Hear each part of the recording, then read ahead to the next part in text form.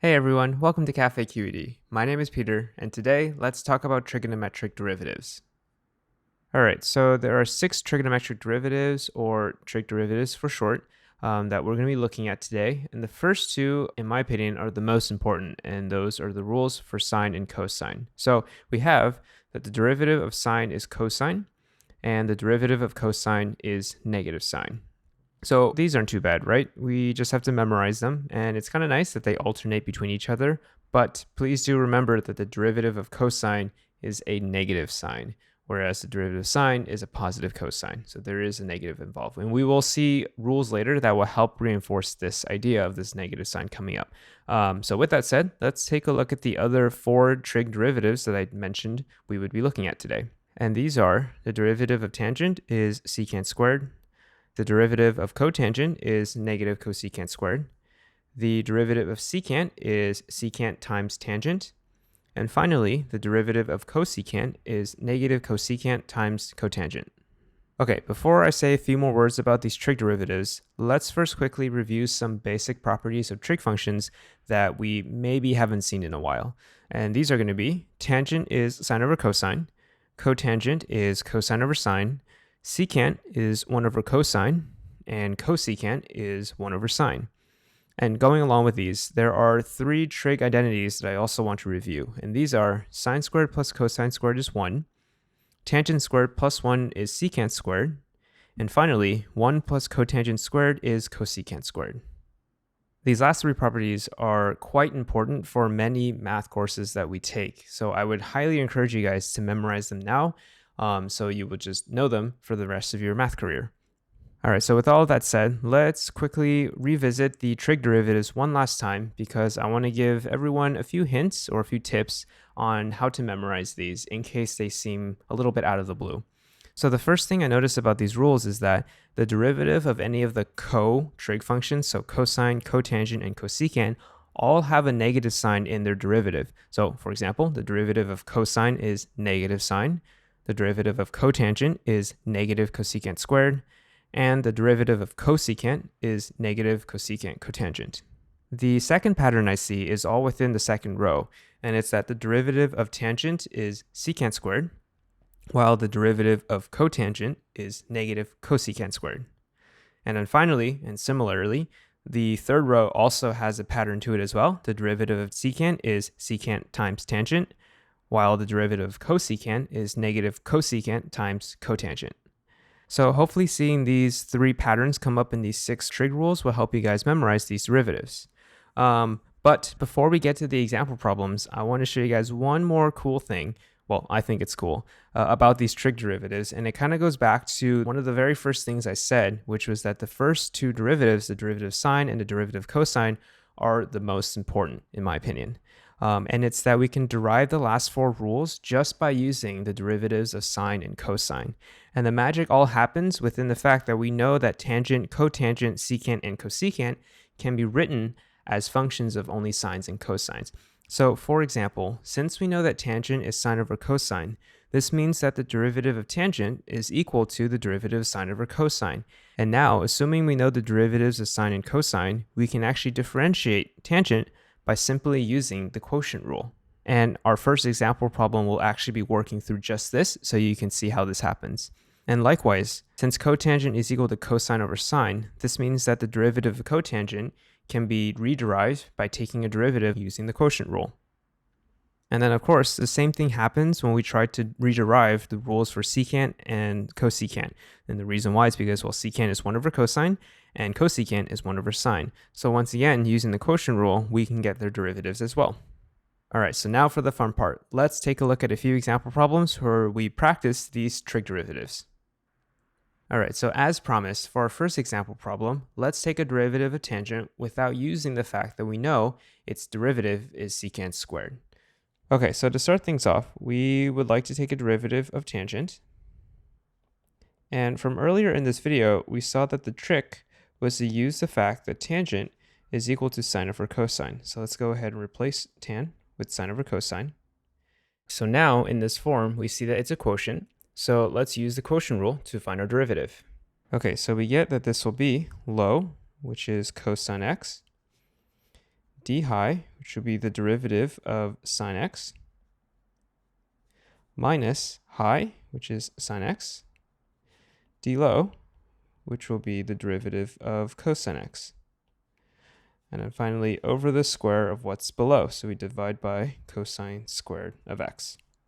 Now at this point, we need to evaluate the derivatives of sine and cosine. So we get that this will be equal to cosine x from above, then times the derivative of sine is cosine, then minus sine, times the derivative of cosine is negative sine. And again, this will be all over cosine squared x. Okay, now to simplify things a little bit, this will become cosine squared plus sine squared, all over cosine squared. And then earlier, I also quickly reviewed 3 trig identities that I highly encourage you guys to remember. And here we have one of them. It's sitting right in our numerator, and it's the fact that cosine squared plus sine squared equals 1. So using that, we get that this will be equal to 1 over cosine squared. And then finally, since secant is equal to 1 over cosine, this is equal to secant squared, which is exactly what we expected to be the derivative of tangent. All right, cool. So that wasn't too bad, right? And the same thing can be applied if we want to take a derivative of cotangent, of secant, and cosecant as well. We basically replace them with their sine and or cosine version, and then we differentiate using the quotient rule. All right, let's take a look at a second example problem. For our second problem, let's consider the function f of theta is equal to tan theta times sine theta, but this time we're going to find f prime of pi over 3. So in other words, we're going to first find the derivative of f, and then we're going to evaluate the derivative at pi over 3. So the reason why I decided to throw this extra step of evaluating the derivative is, well, for one, I think finding the derivative itself is rather straightforward, and two, it's always a good idea to practice our unit circle. So let's get to it. First, we notice that our function is a product, which means we're going to be using the product rule to take our derivative. So we get f prime of theta is equal to the derivative of the first, so the derivative of tangent theta, times the second, plus the first, times the derivative of the second, which will be sine theta. Next, let's evaluate the derivatives of tangent and sine. So we get the derivative of tangent is secant squared theta times sine theta, plus tangent theta times the derivative of sine, which will be cosine theta. Okay, so I'd say at this point we found our derivative, which means we're ready to plug in pi over 3. But I'm actually going to take this one step further and simplify it just a little bit more to make it easier for us when we do need to evaluate for pi over 3. And so the first thing I'm going to check for is whether or not things will cancel. And of course, right now in its current form, nothing actually does cancel. But remember, secant is 1 over cosine, so secant squared is 1 over cosine squared. And then tangent is sine over cosine. Well, in our first term, nothing can really cancel, but in the second term, the cosines can cancel, right? So let's go ahead and write that out. So we get that the first term, we're going to leave it as secant squared times sine theta, because again, nothing will cancel even if we replace secant with cosine. And then I'm going to replace tangent with sine over cosine times cosine. And now we see that these two terms will cancel.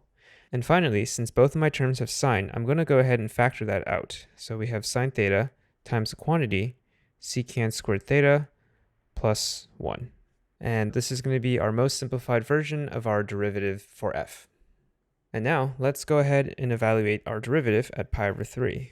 So we get f prime of pi over 3 will be equal to sine of pi over 3 times the quantity secant squared of pi over 3 plus 1.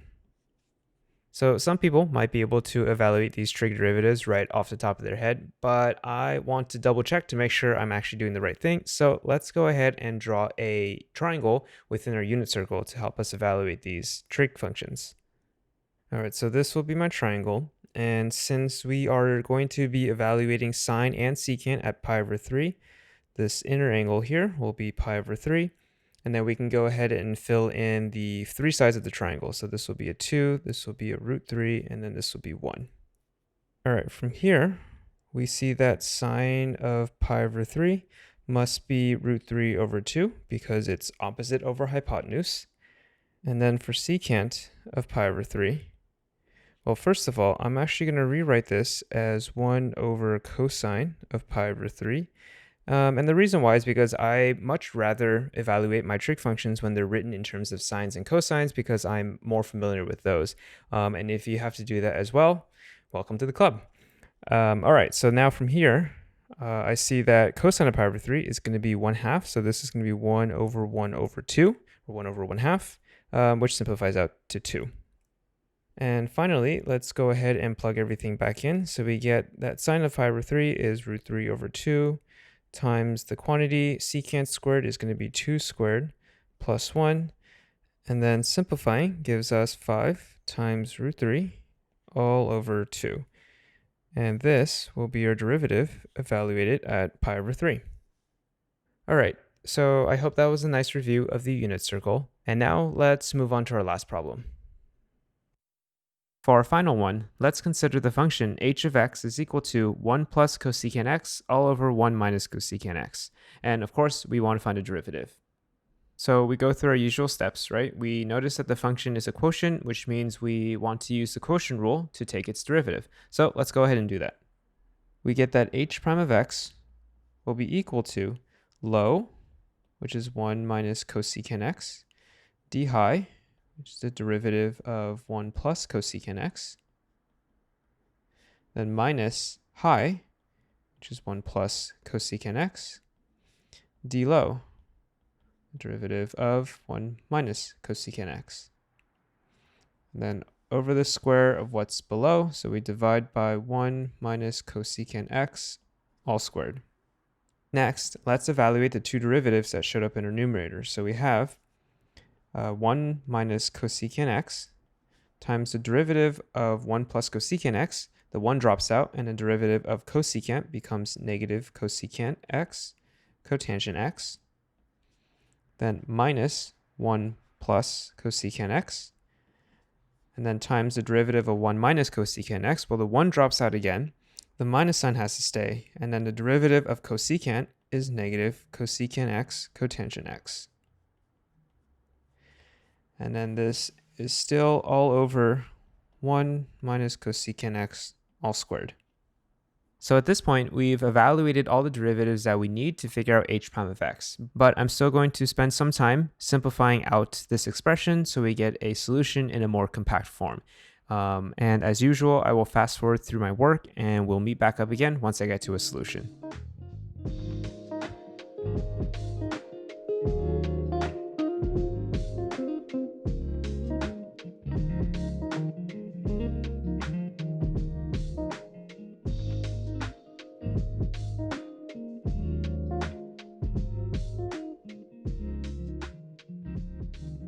And this is what I get for the answer.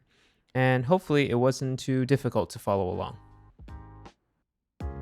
Alright, so that's all I have for today. If you have any questions, leave a comment below. If you enjoyed this video or found this video helpful, give it a thumbs up. And if you'd like to learn more math with me at CafeQED, hit the subscribe button. And I'll see you all next time.